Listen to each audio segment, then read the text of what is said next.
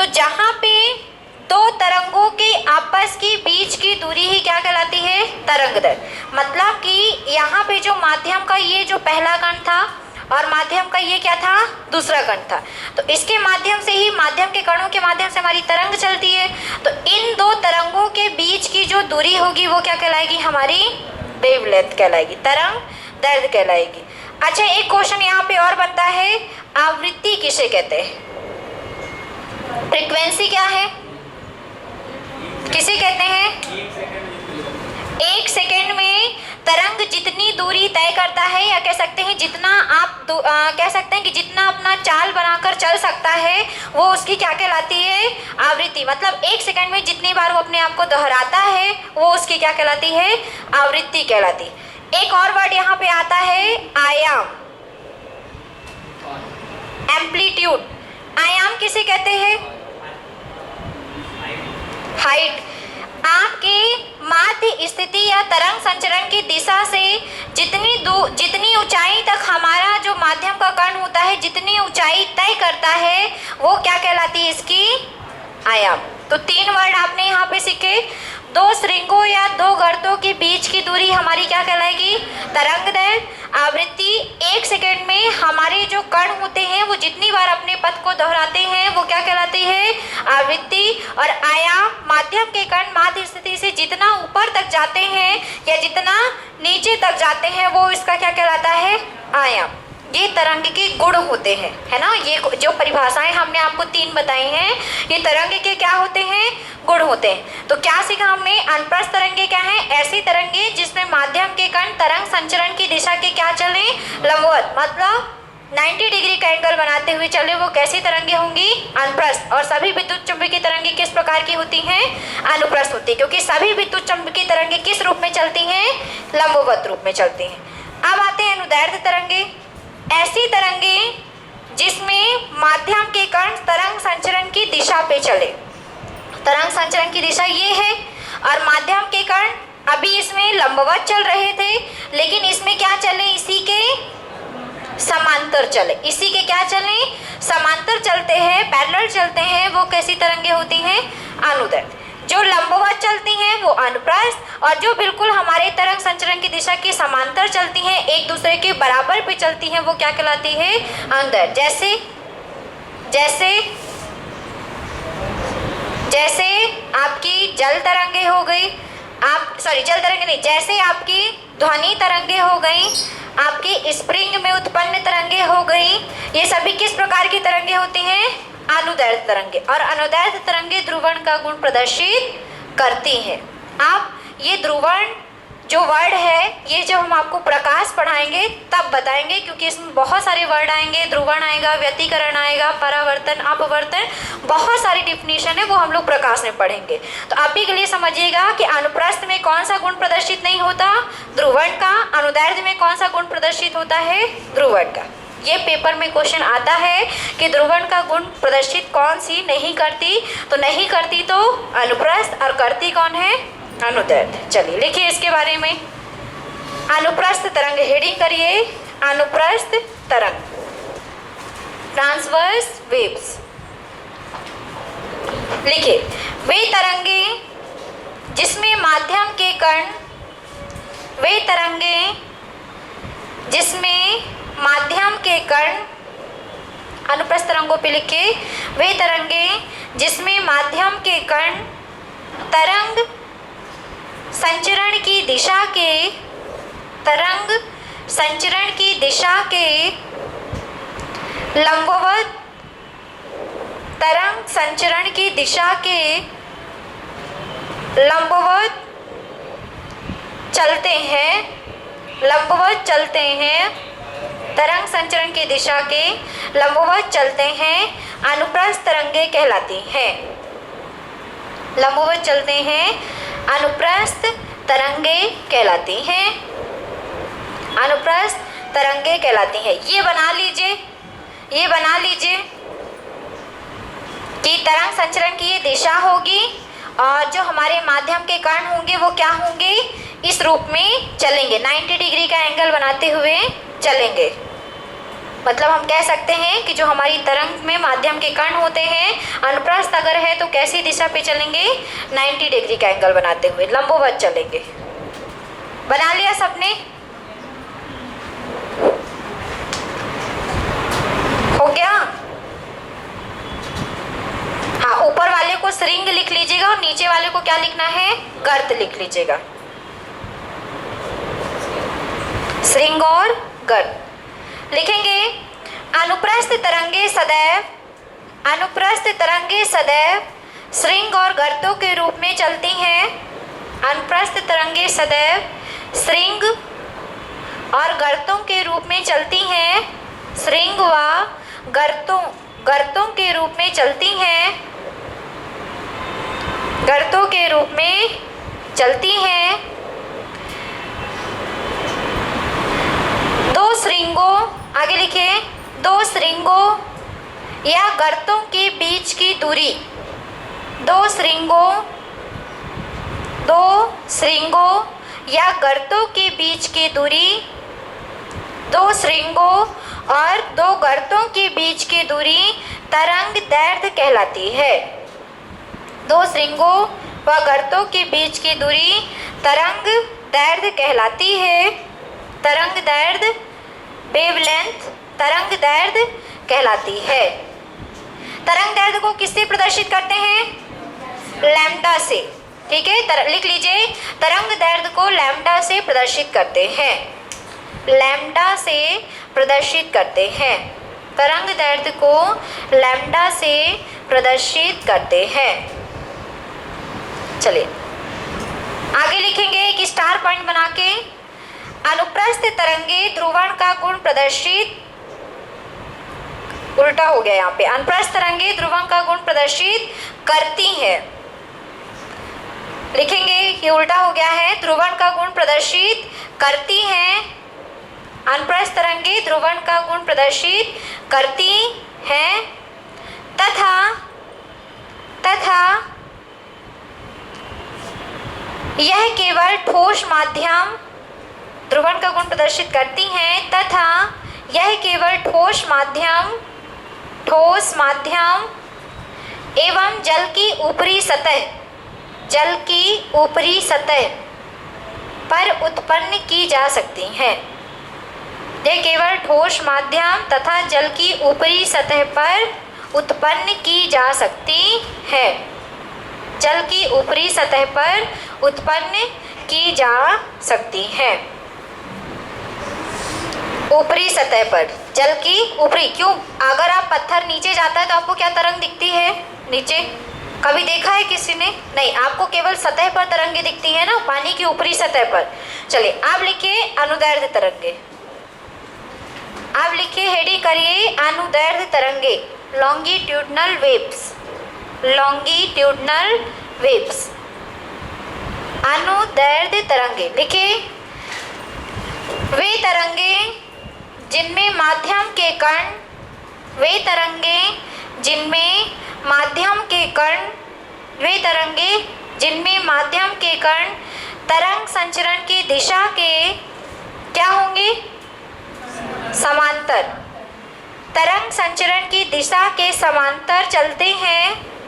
माध्यम के कण तरंग संचरण की दिशा के समांतर चलते हैं, अनुदैर्घ्य तरंगे कहलाती हैं।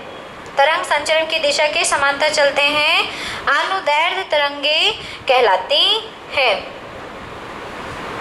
यह ध्रुवण का गुण प्रदर्शित नहीं करती हैं, यह ध्रुवण का गुण प्रदर्शित नहीं करती है, यह ध्रुवण का गुण प्रदर्शित नहीं करती है,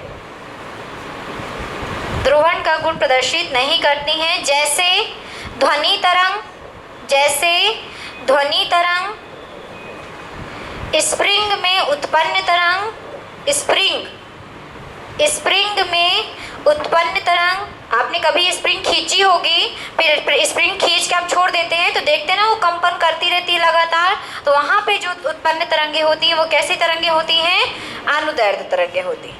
अगर हम पूछ लें कि जल में उत्पन्न तरंगे किस प्रकार की तरंगे होंगी तो अनुप्रस्थ होंगी, ठीक है ना। ठोस में उत्पन्न तरंगे किस प्रकार की होंगी तो आपकी अनुप्रस्थी होगी। लेकिन जो स्प्रिंग होती है, स्प्रिंग में जो तरंग चलती है वो हमेशा स्प्रिंग जरूर टेढ़ी मेढ़ी होती है, तो ऐसा लगता होगा कि ये आपकी अनुप्रस्थ है, लेकिन नहीं, वो हमेशा आपकी जो तरंगे होती हैं वो तरंग संचरण की दिशा की क्या चलती है, हमेशा समांतर चलती हैं। इस कारण से तरंग में आप जब भी देखते होंगे स्प्रिंग में कंपन आपको बिल्कुल बराबर में कपता हुआ दिखाई, ऐसा तो नहीं होता ना कि इधर वाला कपेगा इधर वाला शांत रहेगा, ऐसा नहीं होता, कंटिन्यू आपको कपती हुई दिखाई देती है।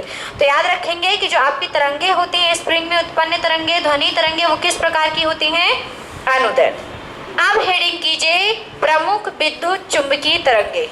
अब आता है मेन याद करने वाला चैप्टर, प्रमुख विद्युत चुंबकीय तरंगे। विद्युत चुंबकीय तरंगे, प्रमुख विद्युत चुंबकीय तरंगे। चलिए, तो अभी विद्युत चुंबकीय तरंगों में हमने आपको तरंग में दो चीज़ें अभी बताई थी, एक बताया था आपको आवृत्ति के बारे में और एक बताया आपको तरंग दैर्ध्य के बारे में। तो तरंगों में दो चीज़ें ज्ञात होती है, एक तरंग दैर्ध्य और एक उसकी आवृत्ति। तो जो आपकी विद्युत चुंबकीय तरंगे होती हैं उनका टोटल आपका जो तरंग दैर्ध्य होता है वो कितने से कितने तक होता है, तरंग दैर्ध्य कितने से कितने तक होता है, 10 की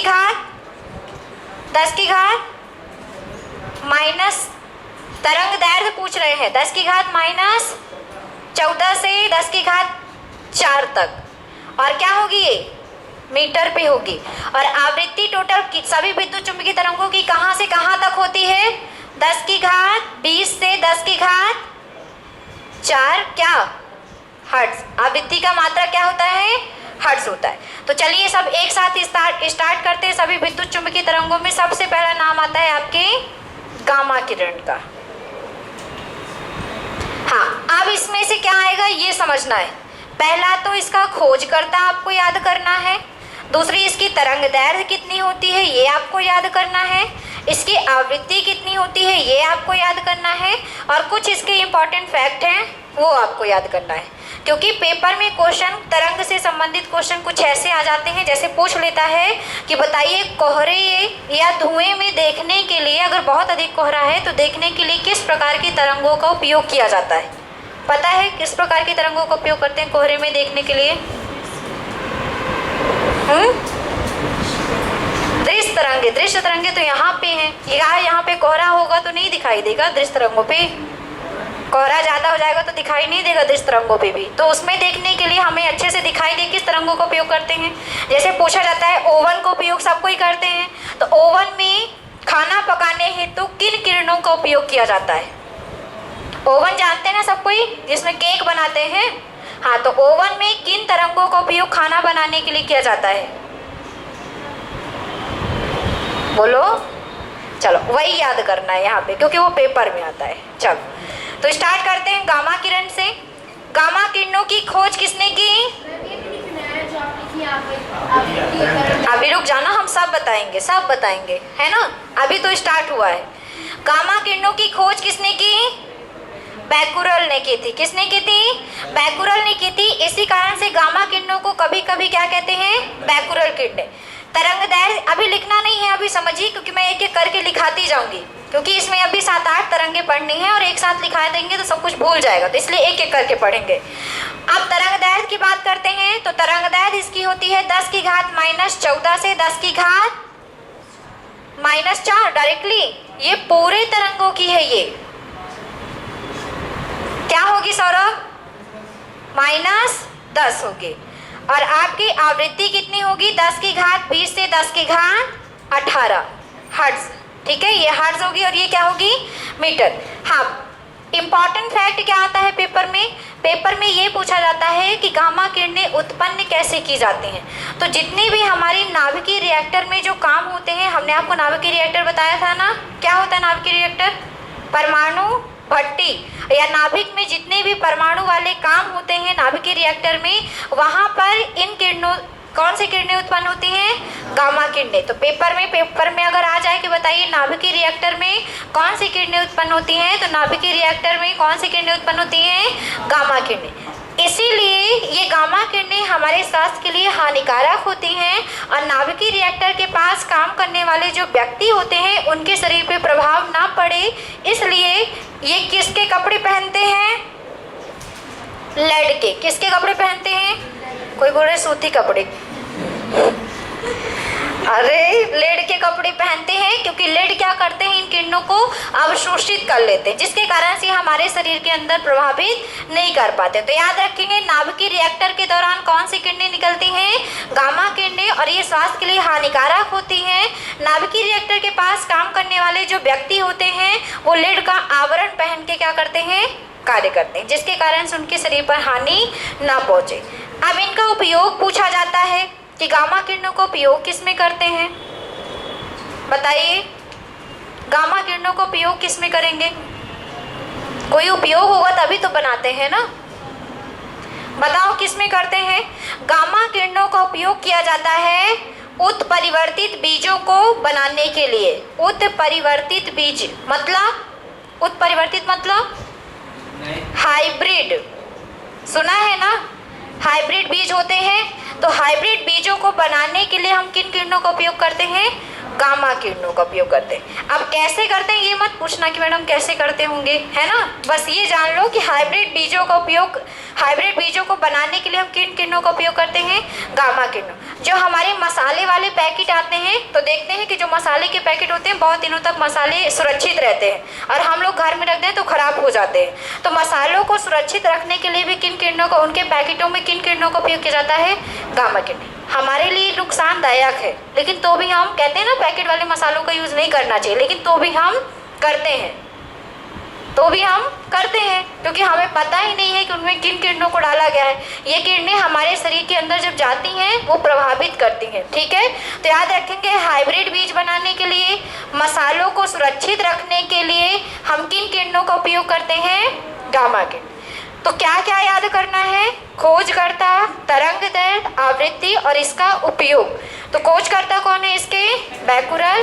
तरंगदैर्घ्य कितनी है? 10 की घात -14 से 10 की घात -10 मीटर। आवृत्ति कितनी है? 10 की घात 20 से 10 की घात 18 हर्ट्ज। उत्पन्न कहाँ होते हैं ये? नाभिकीय रिएक्टर में। और नाभिकीय रिएक्टर में काम करने वाले व्यक्ति किसके आवरण पहनते हैं? लेड। लेड मतलब शीशा।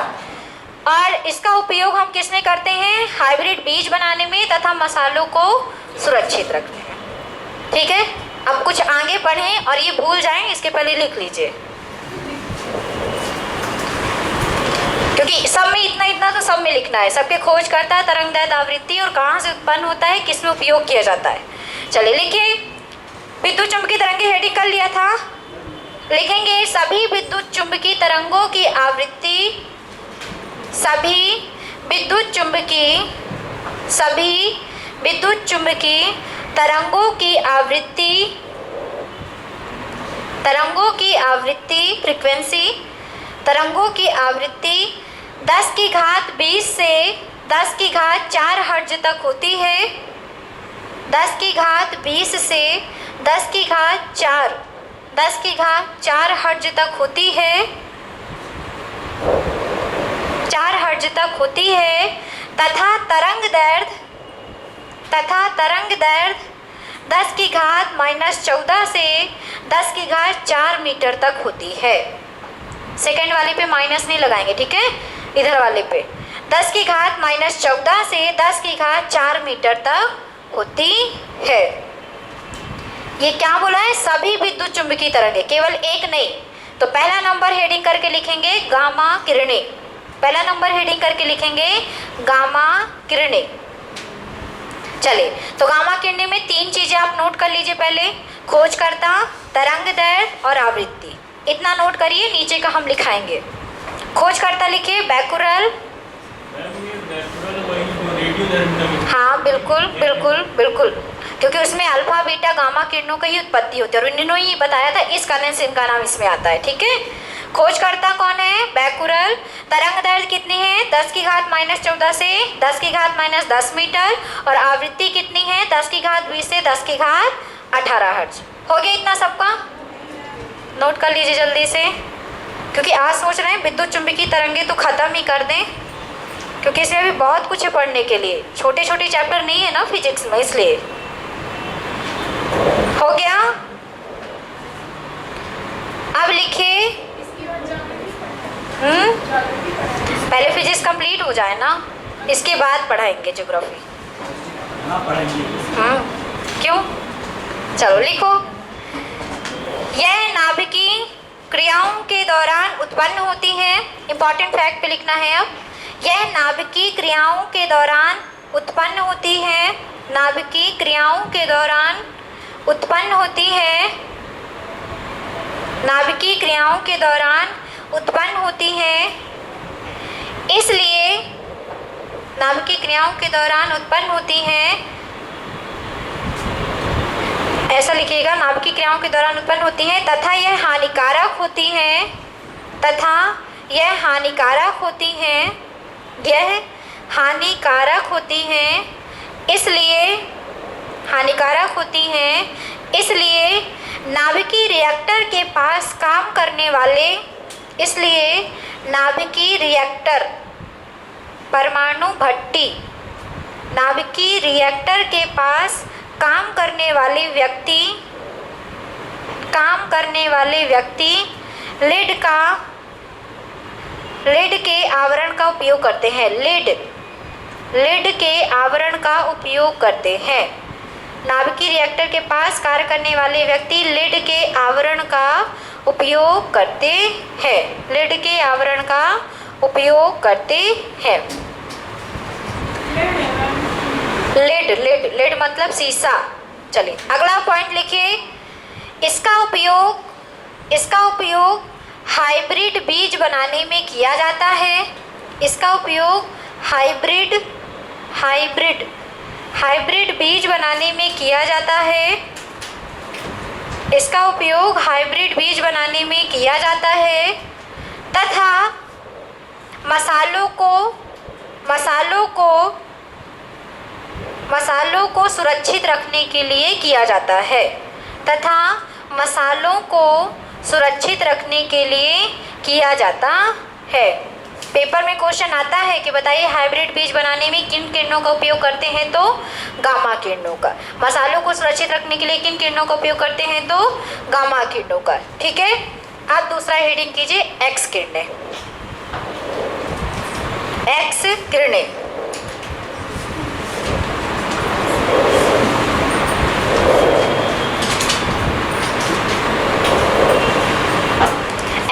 की खोज किसने की? W.J. रोंटजन। कहीं कहीं पे रोंटजन भी मिलता है और कहीं कहीं पे रोजन भी मिलता है।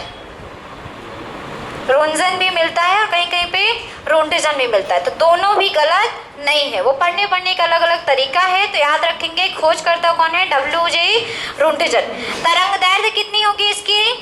10 की घात माइनस 10 से 10 की घात माइनस 8 मीटर, और आवृत्ति इसकी होती है 10 की घात 18 से 10 की घात 16 क्या?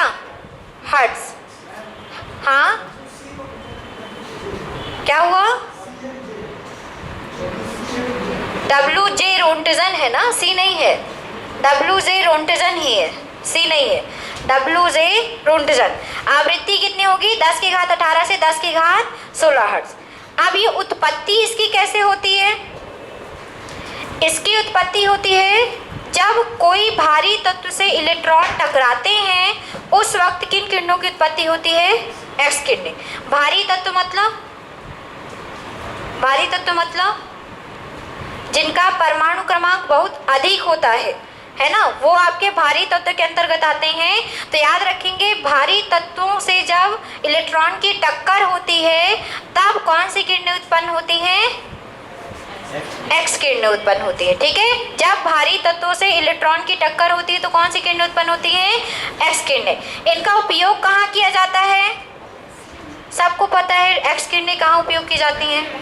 एक्सरे करने में। कौन सी क्या करने में? एक्सरे जो किया जाता है उसमें, सोनोग्राफी करने में इनका उपयोग किया जाता है। और किस में करते हैं? और किस में करते हैं? क्या निकालने में? दांत से कीड़े निकालने में। और किस में करते हैं और किसी में करते हैं? प्रिंटर में होता है। जब फोटो कॉपी में, वो आप ही बताएंगे फोटो कॉपी करने में क्या किया जाता है। मैं तो अभी आगे पढ़ाऊंगी इसलिए मैं नहीं बताऊंगी, है ना। एक्सरे करने में, सोनोग्राफी करने में, इलेक्ट्रॉन की आंतरिक संरचना ज्ञात करने में। क्या ज्ञात करने में? इलेक्ट्रॉन की आंतरिक संरचना। उसमें एक्सरे नहीं होती, इतना कंफर्म है कि उसमें एक्सरे नहीं होती। आगे अभी हम पढ़ाएंगे इसलिए बताएंगे नहीं, ठीक है। तो उपयोग कहाँ करते हैं इसका? एक्सरे करने में, मतलब टूटी फूटी हड्डियों का पता लगाने में, सोनोग्राफी करने में, तथा इलेक्ट्रॉनिक की आंतरिक संरचना ज्ञात करने में। इलेक्ट्रॉन की जो आंतरिक संरचना होती है वो किसके द्वारा ज्ञात की जाती है? एक्स किरणों। तो चलिए हेडिंग करके लिखिए। 3 चीजें लिख लीजिए। सबसे पहले खोजकर्ता, तरंगदैर्घ्य और आवृत्ति। इतना नोट कीजिए, फिर हम इसको लिखाते हैं। खोजकर्ता WJ रोंटजन, और आपका है तरंगदैर्घ्य 10 की घात -10 से 10 की घात 8 मीटर, और आवृत्ति है 10 की घात 18 से 10 की घात 16 हर्ट्ज। मैम जो MRI होती है उसमें एक्स किरणें निकलती होगी ना? हाँ बिल्कुल, उसका भी वही चीज है। चलिए लिख लिया सबने? उत्पत्ति पे लिखे। जब इलेक्ट्रॉन भारी तत्वों से टकराते हैं, जब इलेक्ट्रॉन भारी तत्वों से टकराते हैं, जब इलेक्ट्रॉन भारी तत्वों से टकराते हैं तब एक्स किरणें उत्पन्न होती हैं। जब इलेक्ट्रॉन भारी तत्वों से टकराते हैं तब एक्स किरणें उत्पन्न होती है, तब एक्स किरणें उत्पन्न होती है। अब लिखिए उपयोग। उपयोग लिखिए। एक्स किरणों का उपयोग टूटी फूटी हड्डियों का पता लगाने में, टूटी फूटी हड्डियों का पता लगाने में, सोनोग्राफी करने में, टूटी फूटी हड्डियों का पता लगाने में, सोनोग्राफी करने में, सिटी स्कैन करने में, सिटी स्कैन करने में। सिटी स्कैन होता है ना पूरे शरीर की संरचना देखने के लिए, सिटी स्कैन करने में, तथा इलेक्ट्रॉन की आंतरिक संरचना ज्ञात करने में किया जाता है, तथा इलेक्ट्रॉन की आंतरिक संरचना, इलेक्ट्रॉन की आंतरिक संरचना ज्ञात करने में किया जाता है। पेपर में आ जाए कि बताइए टूटी फूटी कोशिकाओं का पता लगाने में, सोनोग्राफी करने में, सिटी स्कैन करने में किन किरणों का उपयोग करते हैं? तो किन का करते हैं? एक्स किरणों का। अब हेडिंग कीजिए पराबैंगनी किरणें। पराबैंगनी किरणें।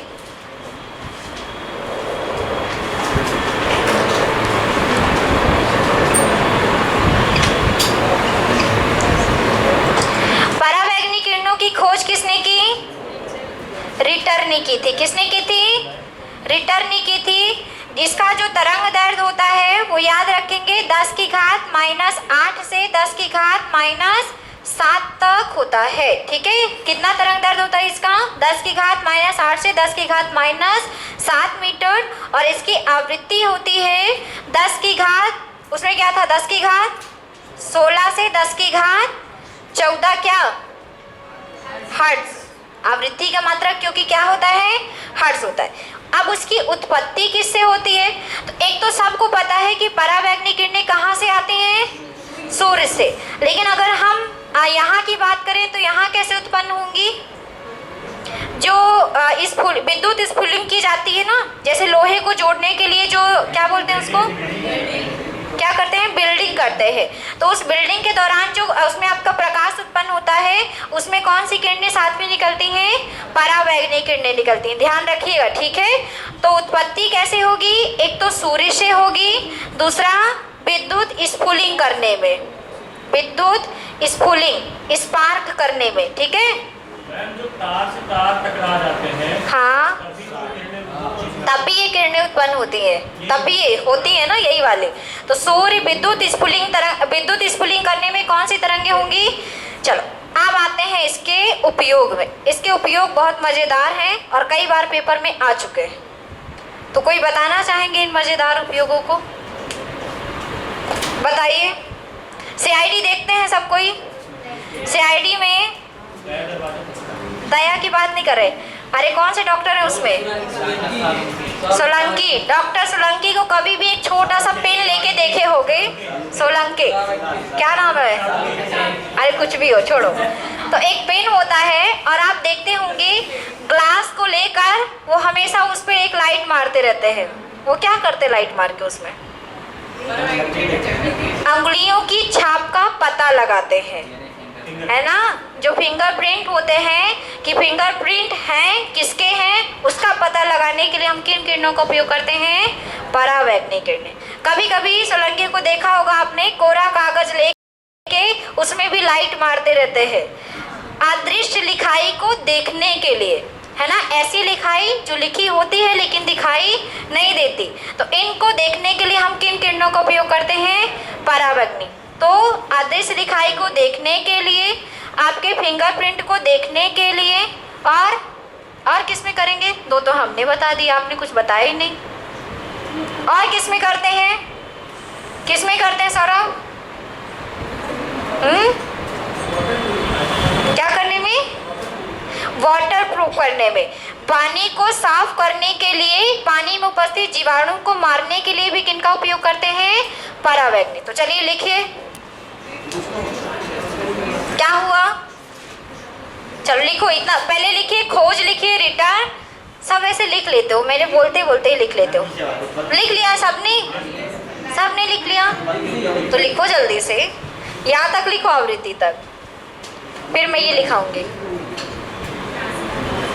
छापने में तो नंबर 1 है, बहुत जल्दी छापते हैं, बहुत जल्दी। इधर लिखे नहीं कि उधर कॉपी पे छप जाता है। आवृत्ति तक हो गया? चलिए अब लिखिए उत्पत्ति, पूरा हो गया। लिखिए उत्पत्ति पे लिखिए सूर्य, लिखेंगे सूर्य विद्युत स्फुलिंग, सूर्य विद्युत स्फुलिंग स्पार्क आदि से, सूर्य विद्युत स्फुलिंग स्पार्क आदि से एक्स परावैंगनिक किरणें उत्पन्न की जाती हैं।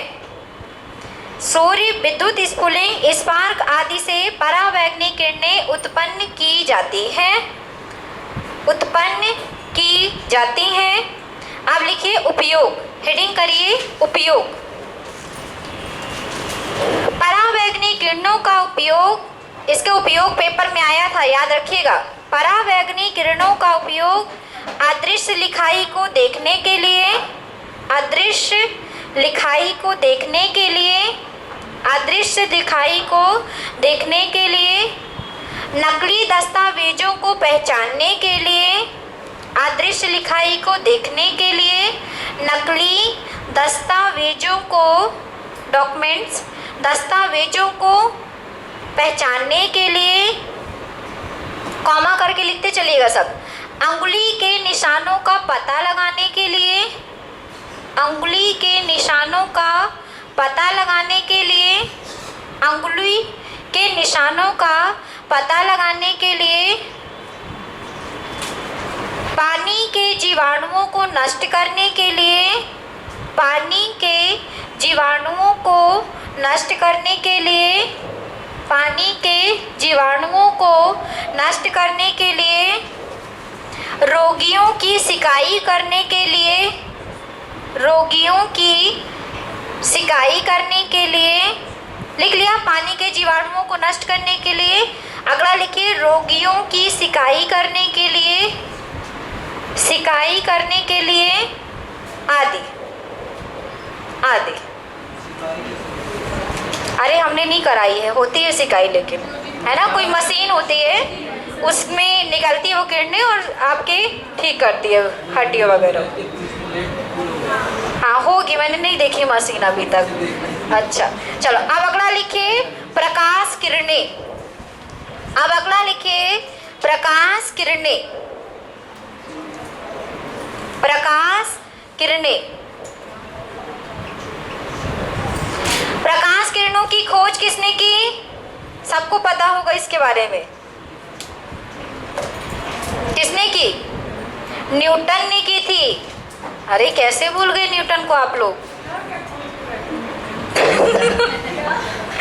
अरे बहुत कुछ खोज के रखे है ये न्यूटन, है ना। तो प्रकाश किरणों की खोज किसने की? न्यूटन ने।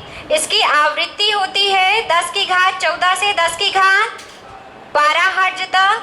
और तरंग दैर्घ्य कितनी होती है? 3.8 गुणे 10 की घात -7 से 7.8 गुणे 10 की घात -7 क्या मीटर तक होती है इसकी, ठीक है। 3.8 गुणे 10 की घात -7 से 7.8 गुणे 10 की घात -7 मीटर तक। उत्पत्ति तो नहीं कहेंगे क्योंकि उत्पत्ति सबको पता है कि सूर्य से प्रकाश किरणें आती हैं, लाइट से भी प्रकाश किरणें आती हैं। इसका एक की पॉइंट्स है, पेपर में पूछा जाता है कि प्रकाश किरणें कौन से गुण प्रदर्शित करती हैं। तो प्रकाश किरणें आपकी सारे गुण प्रदर्शित करती हैं, ध्रुवण, व्यतिकरण, परावर्तन, अपवर्तन, ये सारा। तो इतना नोट कर लीजिए, फिर लिखाते हैं। हो गया सबका? क्या बताएं, आप लोग तो हमसे भी तेज है। लिखिए प्रकाश किरणें, लिखेंगे प्रकाश किरणें परावर्तन, प्रकाश किरणें परावर्तन, अपवर्तन, परावर्तन, अपवर्तन, व्यतिकरण, व्यतिकरण, विवर्तन, ये लिखा हुआ है। ये सब कुछ पढ़ाएंगे जब हम आपको लाइट पढ़ाएंगे ना, प्रकाश पढ़ाएंगे, तभी पढ़ाएंगे इसको। विवर्तन, ध्रुवण, व्यतिकरण, विवर्तन, ध्रुवण, क्रॉम्पटन प्रभाव, सुना है क्रॉम्पटन प्रभाव? क्रॉम्पटन प्रभाव आदि गुण प्रदर्शित करते हैं। क्रॉम्पटन प्रभाव आदि गुण प्रदर्शित करते हैं। परावर्तन, अपवर्तन, व्यतिकरण, विवर्तन, ध्रुवण, क्रॉम्पटन प्रभाव, प्रकाश विद्युत प्रभाव आदि क्या करते हैं? सभी गुण प्रकाश प्रदर्शित करते हैं। चले अब अगला लिखिए अवरक्त किरणें। अवरक्त किरणें, अवरक्त किरणें, इंफ्रारेड वेव्स। अवरक्त किरणें, इंफ्रारेड वेव्स। खोज किसने की अवरक्त किरणों की? किसने की थी बताइए? किसने की थी? मार्कोनी ने की थी। हाँ, मार्कोनी ने की थी कि हर्सेल ने की थी कि हर्ट्ज ने की थी? ये बताओ चलो। विलियम हर्सेल ने की थी। विलियम हर्सेल ने की थी। आवृत्ति कितनी होगी इसकी? 10 की घात 12 से 10 की घात 10 हर्ट्ज तक। और तरंग दैर्घ्य कितनी होगी? 7.8 गुणे 10 की घात -7 से कितनी होगी सौरभ? क्या कर रहे हो? 10 की घात -3 मीटर तक होती है। चलिए इतना नोट कीजिए, इतना नोट कीजिए। खोज की विलियम हर्सेल ने। आवृत्ति 10 की घात 12 से 10 की घात 10 हर्ट्ज तक होती है और तरंग दैर्घ्य 7.8 गुणे 10 की घात -7 से 10 की घात -3 मीटर। उपयोग इसका पूछा जाता है, जो हमने आपसे पूछा था ना कि कोहरे में देखने के लिए किसका उपयोग करते हैं। तो लिखिए उपयोग। इन किरणों का उपयोग, इन किरणों का उपयोग, अवरक्त किरणें पे लिखिए। इन किरणों का उपयोग कोहरे में देखने के लिए, कोहरे में देखने के लिए, कोहरे में देखने के लिए, रिमोट कंट्रोलिंग करने के लिए, रिमोट कंट्रोलिंग, रिमोट कंट्रोलिंग करने के लिए, रिमोट कंट्रोलिंग करने के लिए आदि में किया जाता है। रिमोट कंट्रोलिंग करने के लिए आदि में किया जाता है। इसे ऊष्मीय किरणों के नाम से भी जाना जाता है। इसे ऊष्मीय किरणों के नाम से भी जाना जाता है। इसे ऊष्मीय किरणों के नाम से भी जाना जाता है। जल्दी से 2 और लिख लीजिए तो ये हो जाए ख़त्म। अभी पूरा ख़त्म नहीं होगा क्योंकि कल हम अभी सोमवार को भी बहुत कुछ पढ़ाने वाले हैं। चले, अवरक्त किरणों के बाद लिखिए लघु रेडियो तरंगे, लघु रेडियो तरंगे। अगला लिखिए लघु रेडियो तरंगे, लघु रेडियो तरंगे। खोज किसने की इसके? हेनरिक हर्ट्ज ने, हेनरिक हर्ट्ज।